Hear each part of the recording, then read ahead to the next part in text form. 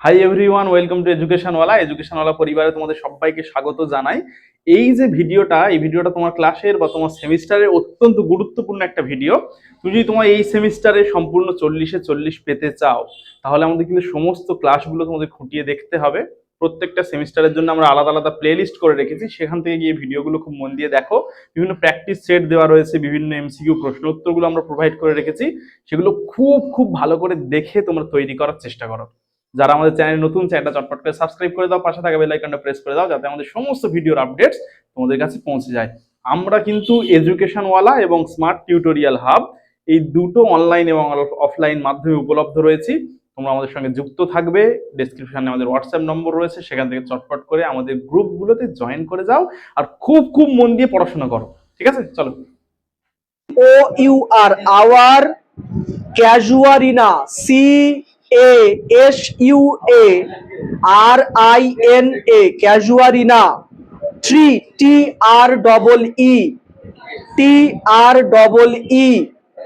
লিখলাম, এটা কবিতার নাম। তাহলে এখান থেকে এই পর্যন্ত কবিতার নাম হয়েছে। এবার এখান থেকে লিখে নাও তরু দত্ত, লেখিকার নাম TORU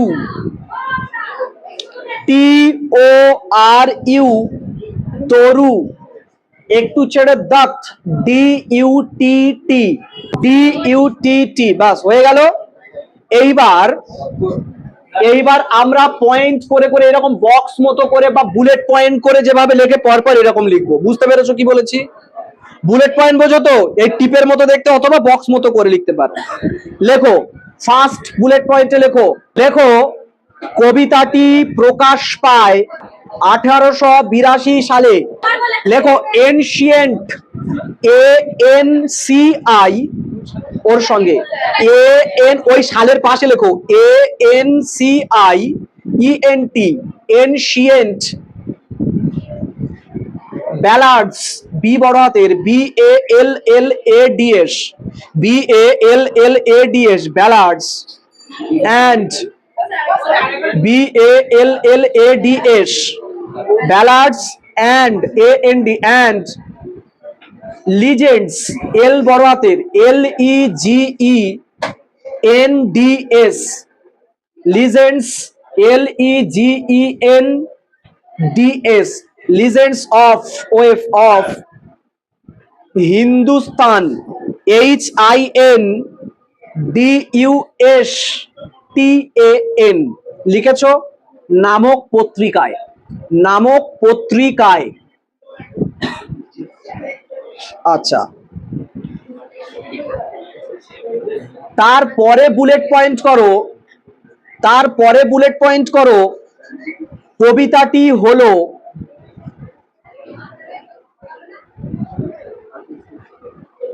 একটি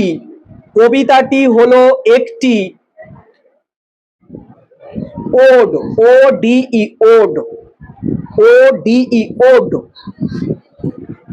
অবলিক মানে হেলা দাঁড়ি দাও, অটোবায়োগ্রাফিক্যাল AUTOBIOGRAPHCAL আর একবার বলছি AUTOBIOGRAPHICAL অটোবায়োগ্রাফিক্যাল কবিতা। আচ্ছা, ওড মানে কি? যে কবিতার মধ্যে বেদনার সুর থাকে, কষ্টের কথা থাকে। আর অটোবায়োগ্রাফিক্যাল মানে কি? যেখানে আমরা লেখকের বা লেখিকার নিজের জীবনের ঘটনা সম্পর্কে জানতে পারি। এই কবিতাটা পড়লে দেখবে দুটোই মিলে গেছে। তারপরের বুলেট পয়েন্ট করো লেখিকার দুই ভাই বোন ছিলেন। হাইফেন দিয়ে লেখো আরু, ARU আরু,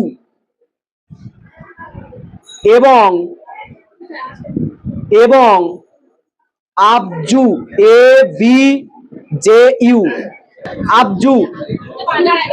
ABJU তরুলতা দত্ত বা তরু দত্ত, এনারা তিন ভাই বোনে ছিল, তরু, অরু আর আবজু। এর মধ্যে তরু তো আমরা পাচ্ছি লেখিকা হিসেবে, আরু আর আবজু তার আরো দুই ভাই বোন। এইবার দাঁড়ি দিয়ে ওখানেই লেখো, দাঁড়ি দিয়ে ওখানে লেখো এরা, একার রয়কার, এরা খুবই অল্প বয়সে যক্ষা রোগে যক্ষীয়ম আকার, যক্ষা রোগে, ব্র্যাকেটে লিখে নাও যক্ষা রোগের ইংরেজিটা টিউবার, TUBER,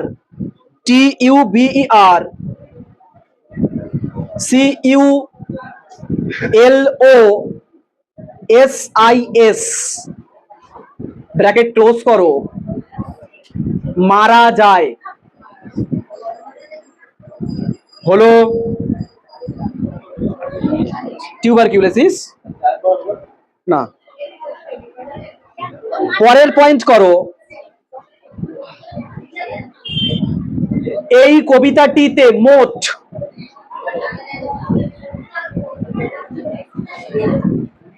55টি লাইন আছে। এই কবিতাটিতে মোট 55টি লাইন আছে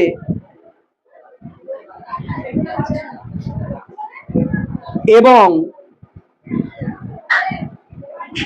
প্রতিটি স্ট্যাঞ্জাতে 11টি করে লাইন নিয়ে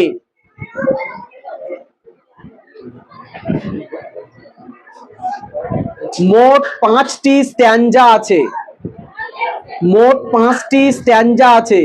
স্ট্যাঞ্জা বানান STANZA। আবার বলছি, কবিতাটিতে মোট 55টি লাইন আছে এবং 11টি করে লাইন নিয়ে মোট 5টি স্ট্যাঞ্জা আছে। তাহলে 5টা স্ট্যাঞ্জা, প্রতিটা স্ট্যাঞ্জাতে 11টা করে লাইন, 5, 11, 55। মোট 5টি স্ট্যাঞ্জা আছে, লিখে নাও। হলো ওটা। এইবার পরে পয়েন্ট করো, কবিতাটির রাইমিং স্কিম হলো, এইটা মারাত্মক ইম্পর্টেন্ট। কবিতাটির রাইমিং স্কিম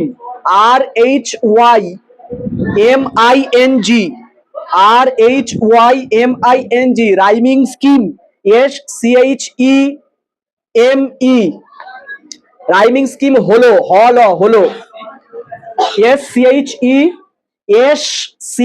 SCHEME হলো। লিখেছো? আইপ্যাড দিয়ে লেখো। আব্বা, ABBA, আব্বা। এই ABBA লিখেছো, ওর পাশে লেখো CD,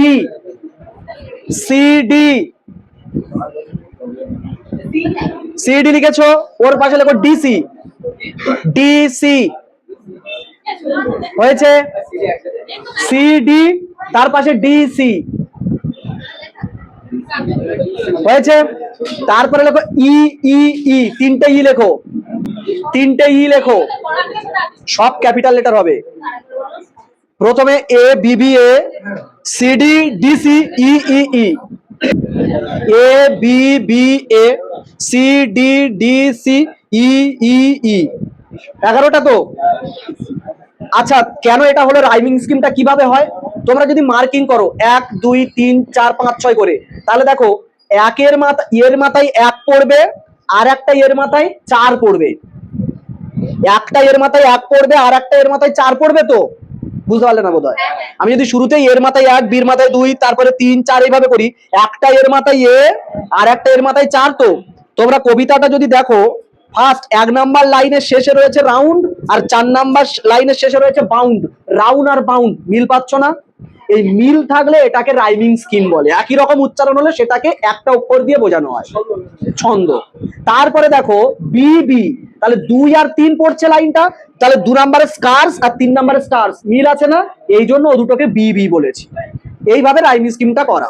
ঠিক আছে, চলো তারপরে পয়েন্ট করো। প্রতিটি স্ট্যাঞ্জার প্রথম 8টি লাইনকে,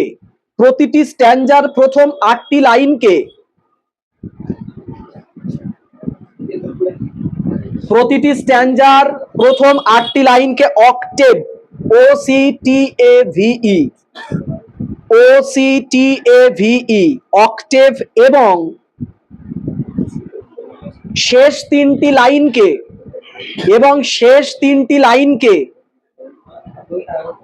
প্রতিটি স্ট্যাঞ্জার প্রথম 8টি লাইনকে অক্টেভ, OCTAVE, অক্টেভ, এবং শেষ তিনটি লাইনকে TerrSet, TERCET, TerrSet, TERCET, TerrSet বলে। হলো? বাস, মোটামুটি এই পর্যন্ত লিখলে আমাদের কাজ চলবে। এবার দেখো, তাহলে যা যা লিখলাম একটুখানি রিকল করে নি। কবিতার নাম আওয়ার ক্যাজুয়ারিনা ট্রি, কবির নাম তরু দত্ত। কবিতাটা প্রকাশ পায় কত সালে?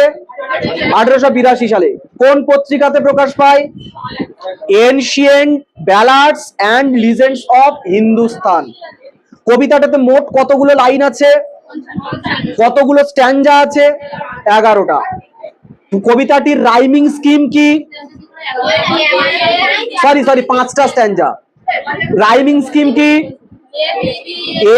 এইটা ভালো করে সবাইকে মাথায় রাখতে, ABBACDDCEE। আচ্ছা, এবার হাতে পেন পেন্সিল লাগবে, যখন কবিতার যেখানে যেখানে দাগ মারতে বলবো সেখানে দাগ মারবে। দেখো, ক্যাজুয়ারিনা গাছ সাধারণত তোমরা ঝাউ গাছ দেখেছো?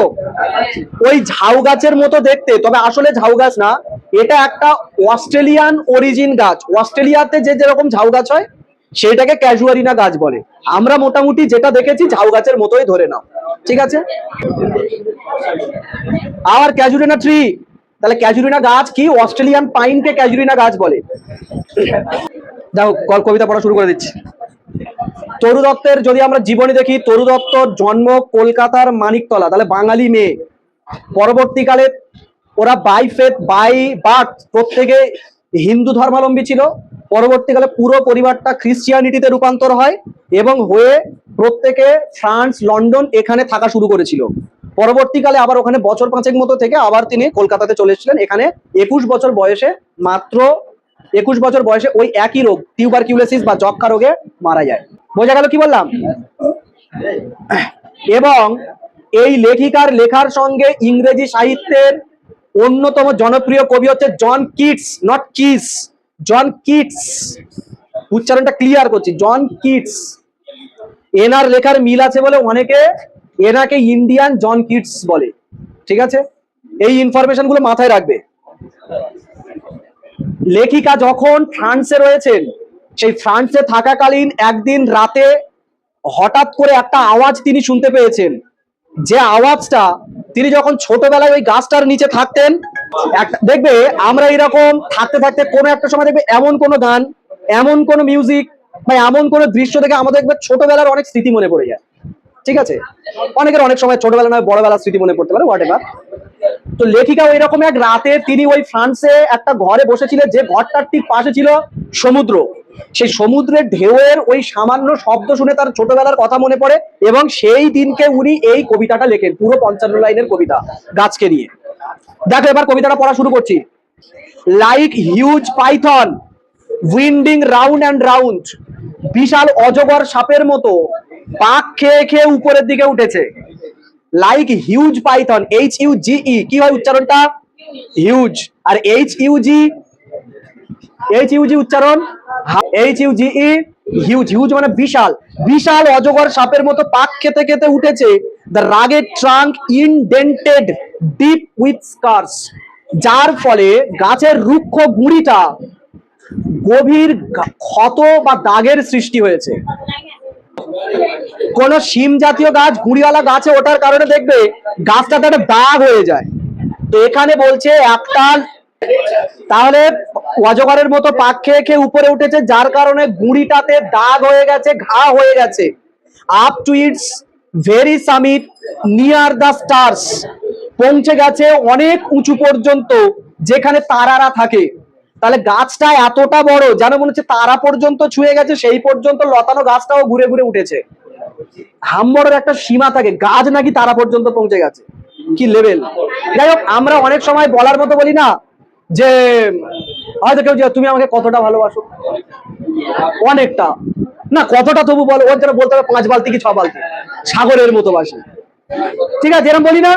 তার মানে অ্যাকচুয়াল বিশাল পরিমাণ বোঝানোর জন্য আমি এরকম হিউজ এ ব্যবহার করি। তো এই রকম কোন জিনিস হাম্বড়িয়া করে বলা হলে সেটা ইংরেজির ভাষায় বলা হয় হাইপার বোল। কি বললাম, বোঝা গেছে? হাইপার বোল। এখানে একটা গল্প বলি। দুটো ছেলে এরকম জ্যোৎস্নার রাত বসে আছে মাঠে, বসে থাকতে চাঁদের দিকে তাকিয়ে দেখছে, হঠাৎ করে দেখলে এক টুকরো মেঘ চাঁদটা ঢেকে দিয়েছে। একটা ছেলে বলছে, জানিস তো আমার দাদুর একটা একসময় আঁকশি ছিল, শুনেছি আমার দাদু এরকম জ্যোৎস্না দেখতো আর যদি চাঁদে এরকম মেঘ আটকে যেত আঁকশি দিয়ে ছাড়িয়ে দিত। আরেকজন ভাবছে, বাপরে বাপ, ভালোই দিল, আমার তো কিছুটা বলা দরকার। বলে, এই শোন, আমার দাদুর এমন বড় একটা গোয়াল ঘর ছিল না, গরুর বাচ্চা হয়ে এদিক থেকে ওদিক যেতে না যেতে তার বাচ্চা হয়ে যেত। হ্যাঁ, এবার ও বলছে, ভাই ও তো ভালো দিল, আমার আরেকটা দিতে হবে। বলছে, আচ্ছা তোর দাদুর আঁকশিটা কোথায় রাখতো বল দেন। বলে, কেন তোর দাদুর গোয়াল ঘরে রাখতো। এই হচ্ছে গল্প। তাহলে এখানে লেখিকা যেটা বলতে চেয়েছে, কতদূর পর্যন্ত ওই এটা পৌঁছে গেছে, নক্ষত্র পর্যন্ত। কোনটা? লতানো গাছটা। লতানো গাছটা কাকে ভর করে গিয়েছে? কোন একটা গুড়িওয়ালা গাছ। সেই গুড়িওয়ালা গাছ বলতে এখানে কোন গাছটাকে বোঝানো হয়েছে? এই ক্যাজুরিনা গাছকে। এ ক্রিপার ক্লাইম্স, একটা লতানো গাছ চড়ে উঠেছে, in whose embraces bound no other tree could live, যার এইরকম আলিঙ্গনে কোনো গাছ বাঁচতে পারে না। তাহলে এই লতানো গাছটা ওই গুড়িওয়ালা গাছটার এত ভালোবাসছে, এত জড়িয়ে ধরেছে, লেখিকা বলছে অন্য কোনো গাছকে যদি ধরতো সে বাঁচতেই পারতো না। আমরা অনেক সময় বলি, আমার উপরতে যা যায়, যদি কার উপরতে যেত সে শেষ হয়ে যেত, শুধু আমি বলে সহ্য করছি। তো লেখিকা বলছে, এই আমাদের ক্যাজুলিনা গাছ বলেই শুধু বেঁচে আছে, অন্য কেউ হলে মরে যেত এইরকম জড়িয়ে যদি তাকে ধরা হতো। এমব্রাসেস মানে জড়িয়ে ধরা বা আলিঙ্গন করা, কাজে লাগবে বোধ হয়। দেখো, বাট গ্যালান্টলি, কিন্তু মারাত্মক ভাবে, the giant wears the scarf, সে দানব গাছটি সেটাকে স্কার্ফ বা অর্নার মতো ধারণ করেছে। তাহলে যার আলিঙ্গনে মরে যাবার কথা, বরং মরে না গিয়ে সেটাকে কি হিসাবে ধারণ করেছে? ওড়নার মতো। মেয়েরা সাধারণত স্কার্ফ বা ওড়না পরে দেখতে ভালো লাগার জন্য, আবার ওই স্কার্ফ বা ওড়না নিয়ে কারোর সঙ্গে ঝামেলা হলে সে টপকেও যেতে পারে। তাহলে লেখিকা বলছে যে লতানো গাছটাই এত জাপটে ধরেছে, অন্য গাছ হলে মারা যেত, সেখানে দানব গাছটা তো মরেই যায়নি, বরং সেটা একদম ওড়নার মতো, কোনো ব্যাপার না, ঠিক আছে ধরিস, ধর, কোনো চাপ নেই, ঠিক আছে। And flowers are hung in crimson clusters all the boughs among, এবং প্রত্যেকটা ডালপালা থেকে, তাহলে গাছটা দেখো প্রত্যেকটা ডালপালা থেকে থোকায় থোকায় গুচ্ছ গুচ্ছ আকারে লাল ফুল ঝুলিয়ে রেখেছে। তাহলে যার মরে যাবার কথা, সে মরে না গিয়ে কি করছে? ফুল ফুটিয়ে রাখছে। ফুল কিসের প্রতীক? সৌন্দর্যের প্রতীক। তাহলে লেখিকা এর দ্বারা বোঝাতে চাইছে গাছটা মরার কোনো ইচ্ছাই নেই, সে যথেষ্ট দৃঢ়।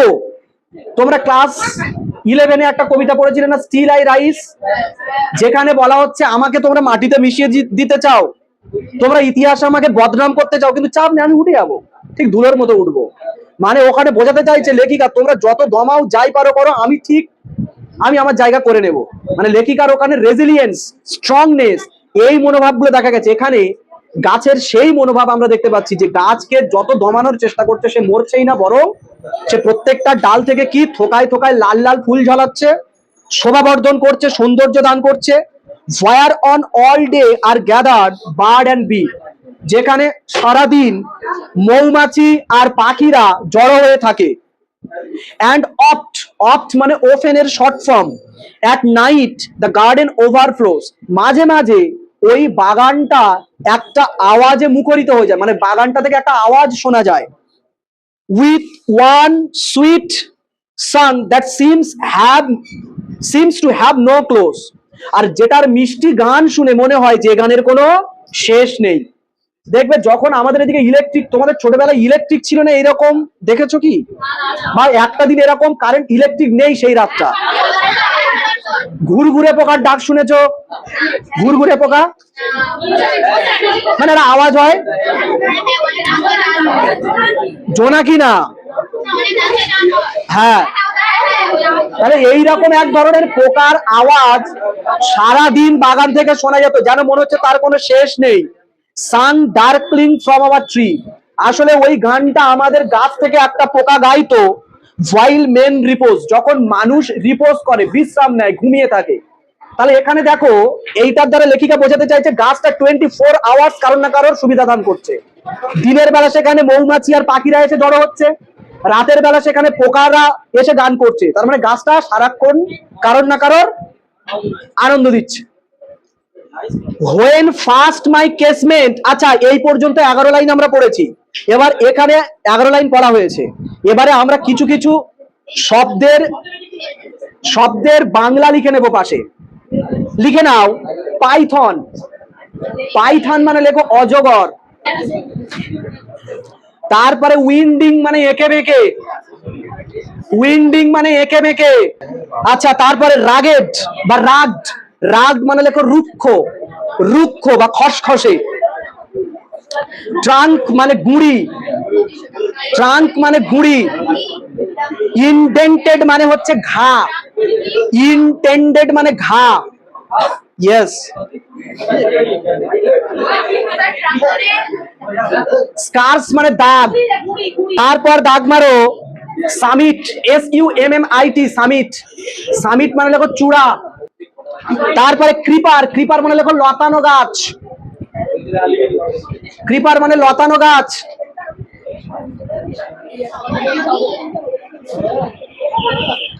তারপরে দেখো ক্লাইম্বস মানে চড়া। এমব্রাসেস মানে লেখো আলিঙ্গন করা, এমব্রাসেস মানে লেখো আলিঙ্গন করা।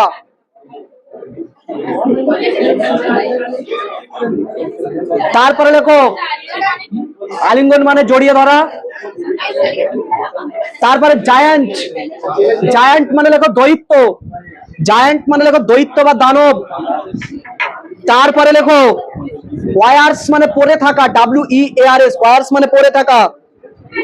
তারপরে স্কার্ফ, স্কার্ফ মানে ওড়না। তারপরে ক্রিমসন মানে লাল, ক্রিমসন মানে লাল, ক্রিমসন মানে লাল। তারপরে ক্লাস্টার মানে থোকায় থোকায়, ক্লাস্টার্স মানে থোকায় থোকায়, ক্লাস্টার্স মানে থোকায় থোকায়। তোমরা শুনবে যে ইরান ক্লাস্টার্স মিসাইল ছুড়েছে ইসরায়েলে, তার মানে ওই মিসাইল যখন যাবে, মিসাইলটা ফাটলে ওর ভেতর থেকে আরো অনেক মিসাইল গিয়ে পড়বে, that is called cluster missile. তারপর লেখো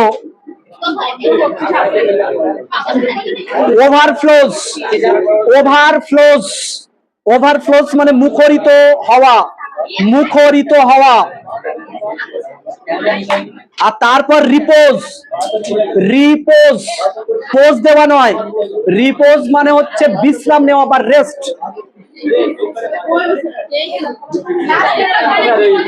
রিপোজ মানে বিশ্রাম নেওয়া, ওভারফ্লোজ মানে মুখরিত হওয়া।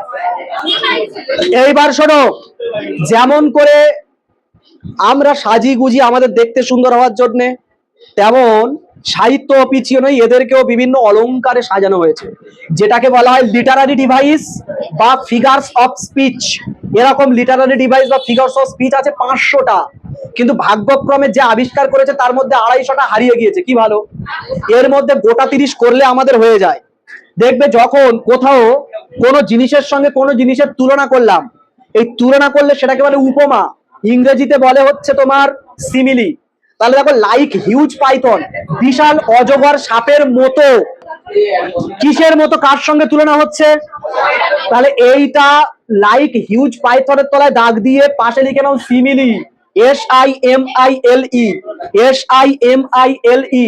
কি হবে শোনো, এই লাইনটা তুলে দিয়ে বলবে এখানে কোন লিটারারি ডিভাইস আছে, 4টে অপশন দেবে, সিমিলি, মেটাফোর, অ্যালিটারেশন আর পার্সনিফিকেশন। তাহলে তোমার যদি জানা থাকে এটা সিমিলি, তুমি মারবে সিমিলি। নেক্সট, তারপরে হাম বড় করে বললে কি হয়, একটু আগে বললাম হাইপারবোল। তাহলে দেখো up to its very summit near the stars, দাগ মারো, পাশে লিখে নাও হাইপারবোল, HYPERBOLE। হ্যাঁ, হাইপারবোল।